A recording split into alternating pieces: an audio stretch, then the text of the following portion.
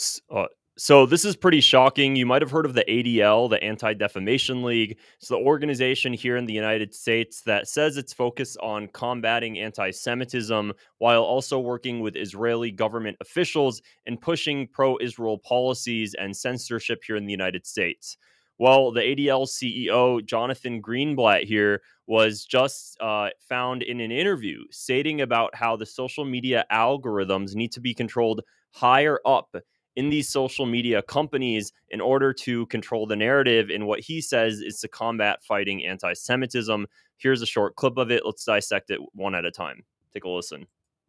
But I want to ask you, I mean, so much anti-Semitism is spread unchecked on social media. And there was a time when social media companies, let's say, more aggressively police these kinds of Eased, There we go. if you will, like the public conversation. And it's now mediated through algorithms, invisible to us, but like manifest on our phones. So you and I could be sitting literally like on the same sofa in the same house, looking at our phones, getting two entirely different worldviews. Steven Pinker's got this good new book about common knowledge. I think it's a problem when common knowledge is exploded and when there's no shared understanding of what like ground truth is. For a lot of our young people, ground truth is, Chat GPT, which itself is drawing information to its large language model from like Wikipedia and Al Jazeera. Like that is really troubling. If we are going to solve this problem, we need to get upstream.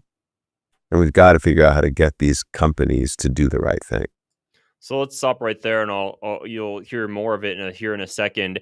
Al Jazeera, of course, it's a reputable news channel. It's from Qatar. It's in the Middle East. It has Al Jazeera English. The one thing that Jonathan Greenblatt, of course, doesn't like about it is that the difference between Al Jazeera and CNN and Fox News, which all have their own form of propaganda. They're all trying to push something. I mean, Al Jazeera, like I just said, it's from Qatar, so they have their own interests. CNN has its own interests. But the one thing is that Al Jazeera, of course, is not Zionist run. So it's pushing pushing a narrative that wasn't seen before, definitely not seen here in American media. And that's something that Jonathan Greenblatt is tired of. Al Jazeera uses words like genocide, of course, which American media ran by Zionists don't ever use, would never use, which is why he's so fearful of it.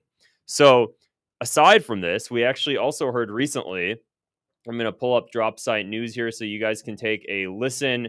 ADL CEO, this is what I just mentioned. Here it is. Let me see if you guys can see this accurately. Haaretz revealed the state of Israel has signed multi-million dollar contracts with U.S. firms linked to Trump allies and evangelicals to rebuild support among conservatives. The campaign uses bots, influencers, and retrains AI systems like ChatGPT and Claude to steer discourse and rehabilitate Israel's image. On social media, ADL's chief Jonathan Greenblatt says the goal is to get upstream to, quote, solve the problem, praising recent TikTok takeover by Larry Ellison, Mark Andreessen, and others.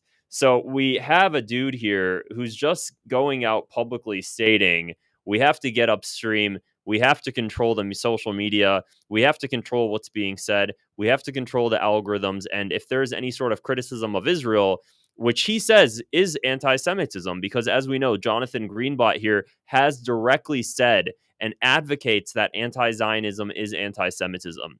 And anti-Zionism is, of course, a political ideology that Jewish people deserve a homeland in Palestine, regardless of what happens to the people that are indigenously living there at the time. So there's a guy here who's trying to conflate a political ideology with a religion, calling all things that criticize that political ideology anti-Semitic, and then wanting to control social media algorithms to make sure that any sort of criticism of such political ideology is immediately shut down and people aren't able to speak about it. I started growing my platform originally on TikTok, and ever since just a month ago, when the new hate speech manager of TikTok was a former IDF soldier, and now controls the hate speech of TikTok. Immediately changed hate speech community guidelines on TikTok to also include nationality and more more things related to Zionism. So let's continue listening to a little bit more of this, and we'll speak about it a bit more here in a second. One moment. But I want to ask. Be policing, but look, I don't think it's cancel. If we are going to solve this problem, we need to get upstream, and we've got to figure out how to get these companies to do the right thing. Again, like you said, it's kind of out of fashion these days for them to be policing. But look, I don't think it's cancel culture, not the platform Nazis. I don't think it's cancel culture, not the platform jihadists. So we would hope that they will do better in the future. And we've got a whole robust sort of advocacy agenda, like pushing and pushing and pushing. And we just got to keep at it. It ain't going to happen overnight. It's not easy, but we can't lose sight of our, of these goals. There we go. He's gonna go at it. We're just gonna keep pushing and pushing and pushing. And his mind, of course, who is a Matzi or jihadist, as he says, anybody that really criticizes Israel in his mind or starts to question the Jewish ethno-state of Israel could be somebody that he considers an extremist. I mean, that's what we've seen. Jonathan Greenblatt is probably one of the most insane figures when it comes to censorship and making sure the narrative is controlled for a foreign state. He says, he's an American citizen, and it's, I genuinely question if one were to even ask him, do you prioritize Israel above America? He won't ever be able to answer that correctly. He'll never be able to answer that honestly. The guy is a foreign asset. There was actually an interview, and I'll have to pull it up a different day, where somebody asked him, he was mentioning the Israeli national anthem. And for some reason, when he was mentioning the Israeli national anthem, he took on, he said, this is our national anthem, or our Israeli national anthem, as if he belongs to the state of Israel. The dude's an American. So where does his true loyalty lie there? There's nothing wrong with genuinely questioning that. I'm ethnically Palestinian. I was born here in America.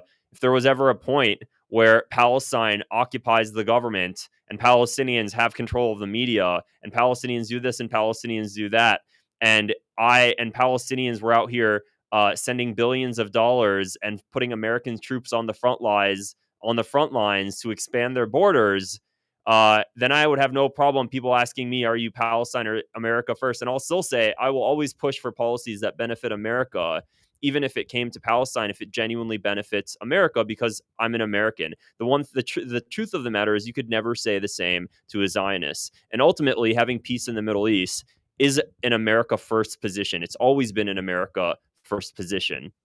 Palestinians, once they actually have freedom and they actually have dignity and they actually have self-determination, they're smart people. They could figure things out by themselves. And the difference between them and Israelis is Israelis are set on bombing the entire Middle East and murdering everybody around them to ensure that they can keep expanding into their greater Israel project.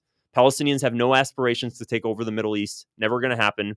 They don't need that superpower backing in order to just simply live like normal people. But Israel does. And because Israel does, it needs to be very careful of controlling the narrative and controlling social media. So we end up having people like Jonathan Greenblatt making sure that Israel's interests are being demonstrated correctly here in the United States, and it doesn't lose any support. And what's funny is that no matter how hard this dude tries, no matter how hard Jonathan Greenblatt tries to control the narrative and to make sure that Americans love Israel, at the end of the day, Israel's losing support no matter what. It's been losing support. It's going to continue to. The Democrats on the left already have totally lost Israel's support. And on the right, we're already starting to see fracturing, because the truth is, when you have an honest conversation about Israel and about its relationship with the United States, and you see what are the benefits to America that this small country or project in the Middle East is really bringing, and you really have an honest, rational conversation about it, you'll start to realize, wait a second, why are we doing all of this? Why did we spend trillions of dollars in foreign wars for the project in the Middle East called Israel? What's the point of that? How did it benefit America at all? Oh, wait a second. Why do our politicians not speak up about the fact that Israel has nuclear weapons? Oh, wait a second. Why are we giving $3 billion at minimum in aid to Israel yearly, even without conflict, and then another $1.5 billion to Egypt and $1.5 billion to Jordan to make sure they have peaceful relations with Israel. The more you start to unpeel the layers and realize it all goes back to our politicians being bought out and our politicians being blackmailed and our media being heavily influenced to push one specific narrative.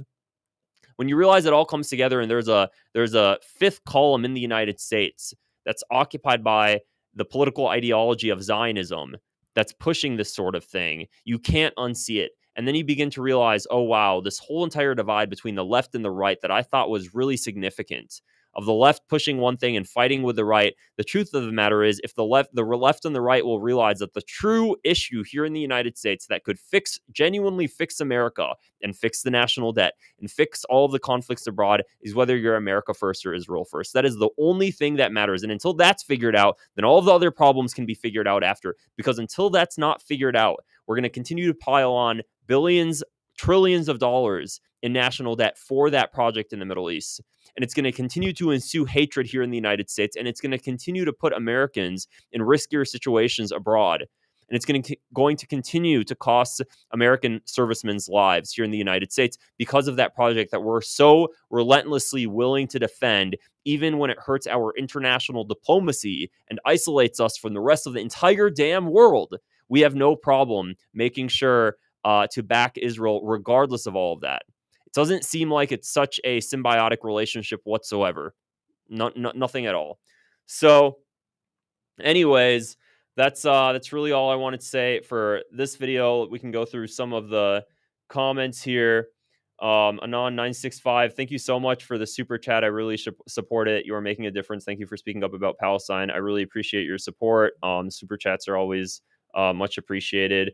And then let's see here. Greenblatt's been grifting for years and needs to stop hitting us with the baton and pass it on to the next one. Game's up for the Zionists, and that's what pisses them off. The constant whining about anti-Semitism is fast losing its power because people are realizing it's overused political crutch. That's the issue. You know, when I make these videos, people question, like, what's your end game? First off, I would never want actual hatred, and I would never want to see people actually hurt or just be discriminated against, just a random kids, whatnot. The issue has nothing to do with that. It's the word anti-Semitism now is being used as a crutch to stifle honest criticism about a relationship between a foreign country, and that's not okay. And I've showed you guys videos in my previous clips I've had of Mossad officers coming forward, like Victor Ostrovsky, and saying the reason we use anti-Semitism as by saying somebody's anti-Semitic and labeling them that way, we can shut down honest criticism of Israel. I've actually previously showed that in a video here. If I could quickly find the video, I can show you guys again, because it just goes to show, like, the way it's being used is starting to honestly only cause real cases of anti-Semitism and really starting to hurt people, and it's just damaging this country. Let's see here if I can find it. I'll have to show you guys a different day. Maybe it's in my profile if I search this way. Let's see what a former Israeli Mossad officer had to say. Yeah, I'll have to find it a different day for you guys. I tagged Anna Kasparian in it, actually. But it's Victor Ostrovsky, so I'll show you guys him a different day. He's also the Israeli Mossad officer that came forward and said that Israel assassinated John F. Kennedy and that Israel had an assassination attempt on George H.W. Bush. I'm making a video on George H.W. Bush here in the coming weeks. I've been working on it for a while. So anyways, guys, that's it for this video. If you found this interesting, would love some support, click the subscribe button below, and I will see you guys in the next video. Take care. Have a good evening.